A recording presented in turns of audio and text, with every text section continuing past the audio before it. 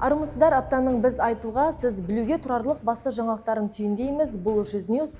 Бүгін талқыға түсер тақырып мыналар. Таяу шығыстағы ахуал шиеленісіп, географиясы кеңейіп барады. Бұл текетірес немен аяқталады? Әлемдік мұнай құны күннен күнге қымбаттап жатыр. Ұлттық қор қаншаға ұлғаяды? Депутаттар Дубайдан үй алған қазақ элитасын тексеруді ұсынды. Тізімдегі 97 адамның ішінде кімдер бар? Енді рет-ретімен таяу шығыстағы текетірестің ауқымы да қарқыны да күн санап ұлғайып барады. ақш пен Израильдің тоқтар түрі жоқ. Трамп күні кеше әскери операция 4-5 аптаға созылуы мүмкін деп қалды. Иранға келсек, аятоллалар режимінде берілер емес. ақштың әскери базалары орналасқан. Алыста жақын елдердің саналап атқылап жатыр. Қаза тапқан аятолла Хаменейдің орнын оның ұлы басты. Бұл текетірес немен аяқталады? Трамп тегеурін танытама? Біз тілдескен ирантанушы Жәнібек Көпжасар былай деп топшылайды. Трамптың айтуы бойынша бұл Ирандағы режимді құлатпай, аяғына дейін жеткізбей, біз тоқтамаймыз деді. Соған қарағанда ақш пен Израиль Ирандағы осы ислам режимін түгелімен құлатып, орнына басқа бір адамды қойып, сосын бірақ кететін сияқты. Бірақ енді ол қандай адам болады, кім келеді, қазірше белгісіз. Тіпті бұл ұзаққа созылып кетуі мүмкін. Өйткені Иранда билік ол мысалы жаңағы Венесуэладағы сияқты, немесе басқа елдердегі сияқты емес, бұл кішкене өзгешеліктері бар ирандықтағы жүйенің.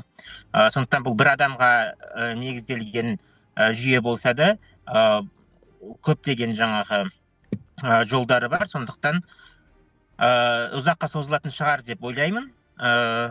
Бірақ бұл жүйе кетеді. Яғни ақш аяғына дейін жеткізіп, сосын бірақ кетеді. Таяу шығыстағы соғыстың жаңғырығы бізге де жақыннан естіле бастады. 5 наурызда Ираннан ұшырылған дрондар көрші жатқан Әзербайжанның Нахчыван автономиялық аймағына түсіп, 4 адам жарақат алды. Ильхам Әлиев бұл оқиғаға өте қатаң реакция білдіріп, Иранды терроризм жасады деп айыптады. Жалпы сарапшылар қазіргі тайталастың салдары бүкіл оңтүстік Кавказға тарайма деп алаңдайды. Әсіресе бұл қауіп Әзербайжан үшін қоюлана түседі. Себебі елдің ең ұзын шекарасы дәл осы Иранмен шектеседі.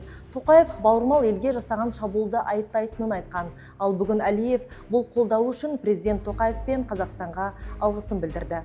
ақш пен Израильдің Иранға қарсы әскери операциясы аясында әлемдік мұнай бағасы максимумға жетті.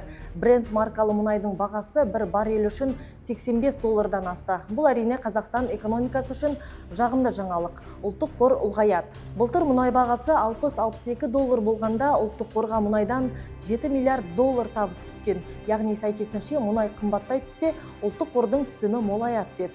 Әйткенмен мың құбылған мұнай құнының тигізер кесірі де бар. Бұл туралы қаржыгер Айбар Олжаев былай деп пікір білдіреді. Мұнай қатты қымбаттап жатса, ұлттық қор тезірек өседі.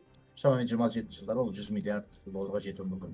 Әрине мұнай бағасының бірақ соғыстан емес, белгілі бір спекулятивті фактордан емес, өзімен өзі экономика өсіп, соған бір сұраныс мұнайға тұрақты болып, 70 баррельден $70 асқан өте ыңғайлы болар еді бізге. Өйткені біз шамамен енді $7 миллиард мұнайдан өткен жылы ұлттық қор алды. Ол $60-62 шамасында баррельне сондай кезде түсім болды. Егер ол 70-72 деп орташа мұнайдың бағасы 2026 жылы солай қалыптасса, шамамен $8 миллиард түсім алатындай бізде мүмкіндік бар. Сонда $1 миллиард көбейеді. Бірақ ондай спекулятивті соғыс қатты көтеріліп кетіп, сосын қатты түсіп кететін ауытқулар бізге керісінше қажет емес, ол бізге кері рөл ойнайды. Инфляция бірдемде өршіп кетеді. Бізге сол мұнайдан артық түскен $1 миллиард инфляция қатты өсіп кетсе, ол барлық несімен артығымен жеп қояды. Сондықтан қатты өскеннен гөрі тұрақты бір өсім көрсеткен дұрыс еді. Сол орында қалған дұрыс негізі.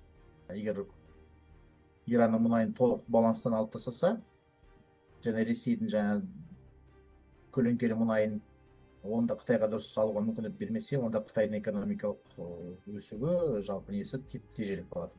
Онда әлем экономикасы баяулай бастайды. Содан кейін белгілі бір шамалық шеңбер жағдай пайда болады да, Қытай экономикасы баяулайды, әлемдік экономика баяулайды. Содан кейін әлемдік экономика баяулағаннан кейін мұнайға деген сұраныс азаяды. Сөйтіп, мұнайдың бағасы қайтадан түсіп кетеді. Сондықтан бізге әрине қатты бір мұнай бағасы қатты көтеріліп кетіп, белгілі бір елдердің қиналып қалғаны бізге керек емес. Өйткені әлемдік экономиканың өсуі баяулап қалады. Хош, осы аптада Қазақстан таяу шығыстағы 3000-нан астам азаматын елге қайтарды. Алайда әлі де Қазақстанға жете алмай жатқандар бар. Бұған дейін Эйр Астана туристерді әкететін тұрақты рейстер тек 10 наурыздан кейін басталатынын, билет сату 17 наурызға дейін тоқтатылғанын хабарлаған еді.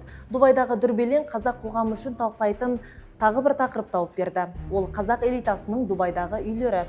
Журналистік зерттеулерге сүйенсек, зымыран құлап, өрт шыққан зәулім үйлерде көбіне ескі Қазақстан кезеңімен байланысты тұлғалардың жылжымайтын мүліктері бар. Тізімде мысалы бұрынғы Сенат төрағасы Қайрат Мәмидің ұлы, сондай-ақ Алматы облысының бұрынғы әкімі Амандық Баталовтың жұбайы Бағдат Баталова және басқа да адамдар бар екені айтылады.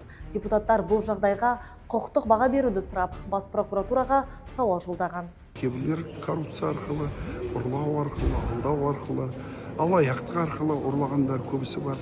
Сол Дубайдан үй алып жатыр. Мен ойымша бұл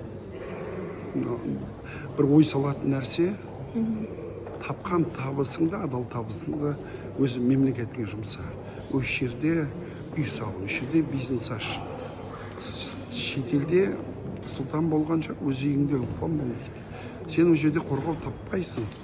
Бір жағынан мемлекет тарапынан да сот арқылы, құқық қорғау органдары арқылы ұрлаған ақшаны қайтарап. Дубайдағы квартираны олар байғуаттылар қалай алды?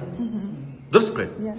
Ол не жерде қарапайым адам мынау нені жай квартираны аламай жатады Қазақстанда.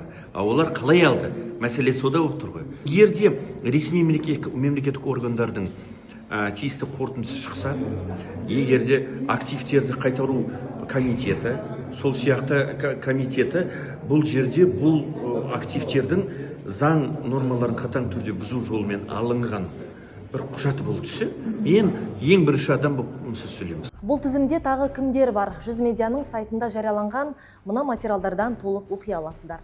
Әлем үшінші дүниежүзілік соғыстың табалдырығында тұрғанда қазақстандықтар не ойлайды? Иранды жақтай ма, ақшты ақтай ма? Пікір алуан, бірақ байлам біреу. Ол үлкен саясаттың кесірінен бейбіт тұрғындар жапа шекпеу керек. Сауал қойғандардың дені әлемдік күн тәртібінен хабарсыз да болып шықты. Қым-ғуыт тіршіліктің қамымен жүрген елордалықтар үшін ең бастысы өз еліміздің амандығы мен тыныштығы.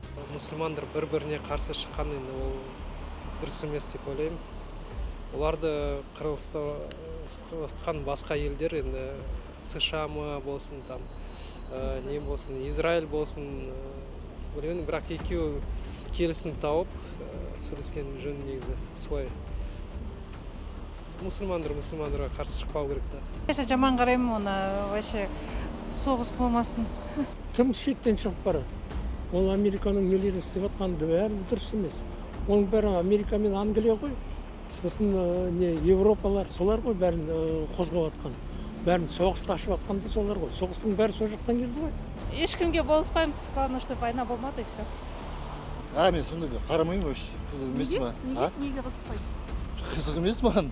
Ну, конечно, она дұрыс емес, Американікі, Израильмен. Зачем он? Вот Дубайға неге түсті? Например, адамдар невинные бәрі погибли, ол немене. Конечно, неправильно. Жаңалықтан еш хабарым жоқ екен. Білмеймін ол жағын. Бірінші өзіміздің Қазақстанды реттеп алайық. Ол жаққа қарай білмейді. Енді ирандар, енді олар да мұсылман ғой. Шиит болса да, бірақ та мұсылман. Сондықтан олардың істеп жатқан істері дұрыс. Израильді 49 жылы ма шығарған. Ал енді қазір олар қандай мемлекет, үлкен мемлекет бүкіл жерден, кімдерден, арабтардан тартып алды ғой. Өздерінің жерлері жоқ қой оларда. Мы не комментируем политическую ситуацию. Иран өзінің мүддесін қорғап жатыр, алып қарағанда. Америка енді ол Иранның ядерный оружиясы бар деп сол үшін ол сұта ғой. Политика ғой ол бәрі. Бейбітшілік керек, тыныштық. Тек қана жақсылық болсын Қазақстанда, соғыс болмасын. 8 наурыз халықаралық әйелдер мерекесі қарсаңында да біз қазақстандықтардың тағы бір тақырыпқа көзқарасын сұрап білдік. Ол отбасындағы табыс теңдігі төңірегінде. Әйелдің табысы ер адамнан көп болса, отбасында не өзгереді? Егерде әйел азамат жаңағы көп табыс тапса, көзқарасыңыз қалай жалпы? Қарсы емеспін. Ол енді мамандығына байланысты, заман талабына, сыйластыққа байланысты ғой. Көп ақша тапса, упрекать етіп бітеді. Мен тауып жатырмын, мен сөйтіп жатырмын, мен бүйтіп жатырмын деп. Сондықтан еркектің еркек болғаны дұрыс қой бала. Мен, например, жолдасымнан больше зарабатывала. Ну, никогда не говорил ему, что ты мало зарабатываешь. Ол кезде бәрі солай болды ғой. Әйел азаматтың қанша ақша тапса да, еркектің тапқан берекесі болады. Кейбір әйел келіндер сол өзің түсініп тұрған шығарсың, күйеуіне сондай қоқанлық көрсетіп, баяғы мен сенен көп ақша табамын, сен анаусың, мынаусың дегендей, сондай бір келеңсіздік болып жатыр енді, оны айтуымыз керек. Жалпы енді еркектің ақша тапқаны дұрыс қой, бірақ қазір жұмыс жоқ, еркектерге де қиын болып тұр. Кеше 90-шы жылдары көбіне әйел адамдар еркек бала шағаны асырады. О да шындық. Неге семья ғой? Семья болғаннан кейін сенікі, менікі деген болмау керек деп ойлаймын. Мен өзім 450 мың табам, күйеуім 300 мың табады. Жақсы, бірақ не етпеймін, бірақ міндет қылмаймын, бала шаға бар ғой. С нынешними реалиями, мне кажется, 50/50.